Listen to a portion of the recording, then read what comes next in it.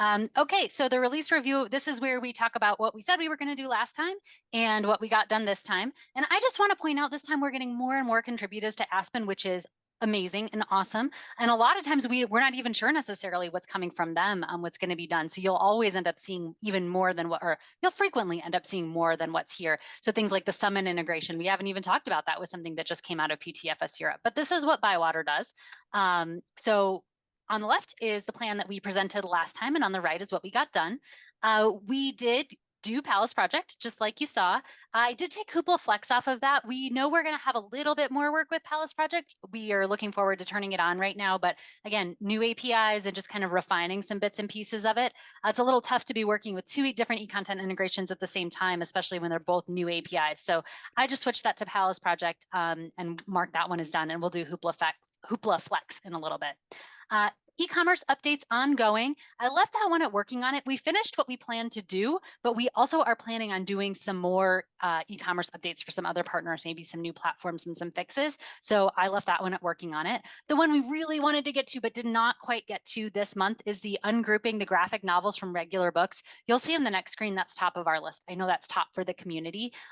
We are going to try to squeeze in with that also ungrouping the young readers edition. So some really fun stuff to look forward to next month.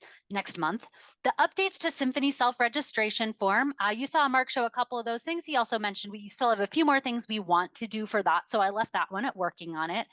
Just a note that we do have our Symphony user group. They are the ones that came together and decided this was their top priority. This is what they thought Aspen really should do. So that's another opportunity that you have for different ILS groups. If you don't have an ILS group, reach out and we can definitely start one, but Symphony does. And this was their top priority that we're getting done for them, which is why you've seen those updates for the past few months. And then we move on to the Lita stuff that I showed to you, viewing all the hours and locations in Lita, not just the patron's home library, as well as the initial event integration. I think we'll have some more phases of that depending on what I hear from you all and what you all prioritize, but you can definitely see events in Lita now if you have events in Discovery. At the bottom down here, I put partner priorities and high priority bugs. This is typically the majority of our work. This is what most of you are putting in tickets on, and how we prioritize things. And we do try to group things together for efficiency. So where you see with Mark presenting all of the OAI improvements, the archives improvements, that's where we kind of looked through a bunch and tried to pick up things that would be good to develop together. But we do pay attention to those priorities, and that typically ends up being the majority of our work. Okay, so on to the plan for the next release. Like I promised, ungroup graphic novels from regular books. Really going to try hard to get that one, and then the finishing up the Symphony to the self-reg form, the Symphony self-reg form updates this release. Palace Project, if you were paying close attention, we did not talk about Palace Project for Lita, so that's going to be something that will come with the next release, making sure that Palace Project is supported in Lita. Then, of course, those partner priorities and the top bugs. What Mark showed you at the end is part of the Palace Project, where with those larger blocks of text, you can have tabs for translations. We're going to be adding that everywhere we have those larger blocks of text in the back end. So it's much easier to translate the big blocks of text. The other thing that we'll be doing with that, you'll see some places where that text is used in Lita, you'll see another box for Lita. And that's because if you remember, Mark showed like the buttons to the different app stores. We can't do the full HTML in Lita. We really just need text. So you'll have an opportunity to add your Lita text there as well, the plain text without the HTML. E-commerce updates we already talked about. And then just want to let people know this is coming. You probably won't see anything at all for this, but we are going to start working on native events in Aspen. This is something we had planned for a few years with a deadline in the middle of the year. So we do need to get that done, and we'll be started planning on that and working on it soon. With that, I think I am handing it over to Kate. Thanks, Jordan. I just have a few updates about AspenCon, which is, of course, happening in March, 13, 14, 15 in Golden, Colorado. And as January has finished, so has our registration giveaway. Thank you so much for everybody that registered. We have now over 50 registrants to join us in person, and just as many for virtual attendance as well. Registration is still open. However, we do have a winner, Victor from Pudray River Public Library District. Congratulations. I'll be emailing Victor as well. Victor is going to receive a $25 Amazon gift card and an AspenCon t-shirt. So if you're a little jealous of Victor, you can visit our store as well and browse all our apparel and merchandise on our Threadless store as well and get some for yourself. In case you missed the deadline and you would still like to register and just browse our offer, our schedule, and get to know our speakers as well, please visit the website on community aspendiscovery.org/AspenCon 2024. I've also put it in the chat right there. We are hoping to get the schedule completely finalized next week when the planning committee meets. So of course we are very excited and we are working hard to making sure that our first conference is fully informational, educational, but also fun. And we are, of course, looking forward to seeing everybody in person. And Jordan has mentioned that we are getting more and more contributors to Aspen, and that seems to apply to AspenCon as well, because we are really grateful for all the entire overwhelming support that we've received from the Aspen community, from the planning committee, from our speakers, presenters, and anybody else who has contributed, our partners, of course, Bywater Solutions and Colorado Library Consortium, our very generous sponsors. We have multiple levels and we have multiple sponsors. As you can see, there are many logos right there. So thank you so much to our innovators, Equinox, Hoopla, Ingram, PDFS Europe, and Kipo, our architects, Springshare and StackMap, and our builders, Lyrasis, Shoutbomb, and Unique Management Services. Thank you so much. We really appreciate your support. And if you're looking forward to contributing even more, visit the website, ping us, let us know, Slack us, email us. We're always here. So thank you again, and stay tuned for more updates. And I think I'm going to pass it over to Tara right now. Hey, everyone. I'm just updating you on the Aspen community meeting. If you are new or haven't heard about the Aspen community meeting, it does meet every other month. We had our last meeting on January 16th and talked about all kinds of fun stuff like monitoring your App Store reviews for Lita and Aspen statistics, and also just some kind of troubleshooting around Canopy and dealing with consortial holdings. So definitely encourage you to come to those meetings. I posted the next meeting agenda in the chat. It is ready for your contributions. That meeting will be March 19th, and we hope to see you there. Awesome. Thanks so much, Tara. All right. Yeah, definitely. I posted a link in the chat as well to community.aspendiscovery.org. So if you are like, what's the community meeting?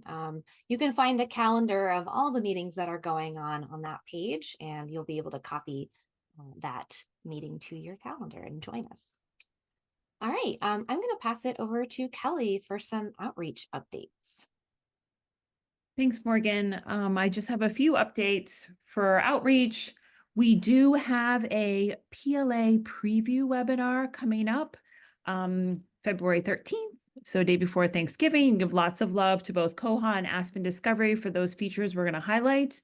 So if you can't make it to Columbus, Ohio in April, you will feel like you're there when you get hosted by Jordan and Jesse, and they'll show off all the fun. However, it's probably not too late to book your ticket to Columbus and see us at PLA, which is in April. I think we'll say like, go Buckeyes or eat Buckeyes. That's all I can think of when I think of Ohio, because I love them so much. So we threw in a few links on the agenda. The conferences that are coming up in March and February, they seem to be coming in hot and heavy. So if you're in Illinois, we are going to be at the Virtual Member Day. Oklahoma, any Oklahoma people here today? Oh, Metro is here. Good, great. We will be at that conference in Tulsa, Computers and Libraries in Arlington in March, and then of course PLA. We have a nice link to the partners that are presenting at PLA. And then if you are joining us at PLA, please don't forget to stop by our booth, of course, but register to sign up for our Bywater meetup, which is going to be Thursday night. Well, we always have a great time celebrating the conference itself.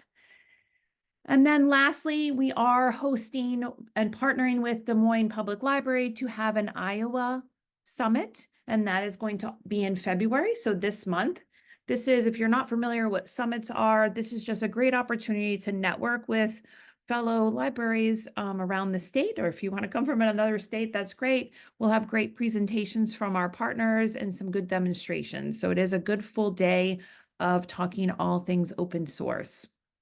The link is there, so if you do want to register, go for it. And that's it. That's all I've got, Morgan. So thanks so much, Kelly. You're welcome. All right. So we have 15 minutes left in the hour.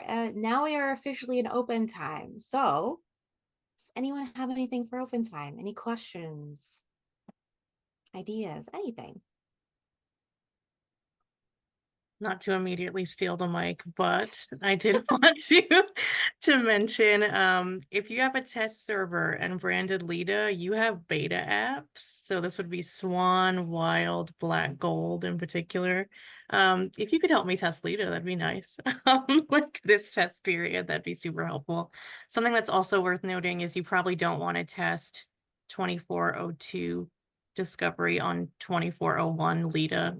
We would expect some weirdness with the events integration, so don't recommend that if you only have sort of a production app. That's me. Thank you, Miranda. That's all good to know.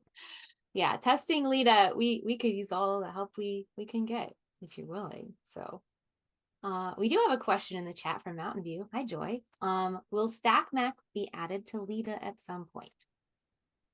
Yes, well, I would say we measure the demand for that. They definitely have APIs. We measure the demand for that through tickets. So if you want that, if I'm trying to check out the demand, I go to our tickets and I look for any related to StackMap. So if you don't have one in already, and I don't think you do, because I think we just have one from one other library, please go in and put it, because that's how we know it's a really popular integration. We would likely, right now, we would be doing an integration with Discovery that is better than its current integration, as well as an integration with Lita. Basically, they have APIs, and we would be using the APIs to integrate with both instead of the JavaScript integration that we have right now. And if you are coming to AspenCon, the StackMaps folks will be there. So yeah, and you want to talk to all of us together, you'll have that chance. Yeah, we love the StackMaps people. They're great. All right. Any other questions, comments, ideas, secret wishes? Okay. Hi, Morgan, it's Joy. Hi. Hi. So I do have a question, but I don't know if this is the definite avenue to ask it. But currently, we have our map type mapping through the bid, but now the availability to map with material type is available. So if we switch that, would that be pretty seamless, do you think, or would that be kind of a little project? Yeah, so definitely send a ticket because that's something we'll want to chat about and work with you on. But yeah, it's a matter of just things would have to update with an overnight reindex. So we'd basically kind of put things in place, flip the switch, and then everything would have to get reindexed and recategorized. So yeah, I remember talking about that with you a while back. So Right. definitely submit a ticket if you're ready to proceed with that, and we'll help you out. All right, great, thank you. Yeah, thanks, Joy. All right. Anything else from anybody? All right. The silence is deafening. Let's call it. All right, ready? 5, 4, 3, 2, 1. Yay, thanks everybody. We'll see you again next time.